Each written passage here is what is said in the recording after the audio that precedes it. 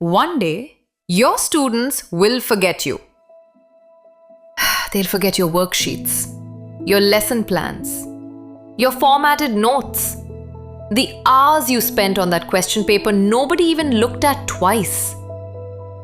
But they'll remember that one class where you explained something so well that even the last bencher looked up and said, "Miss, one more time?"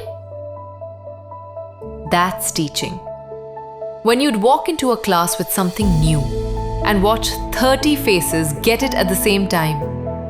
That electricity, that silence before the questions start. That's why you chose this. And you know this. You felt it for a while.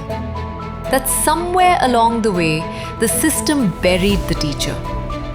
That the hours you spend outside the classroom are stealing from what you do inside it. What if lessons, assessments, content, even videos could be built in minutes, not nights?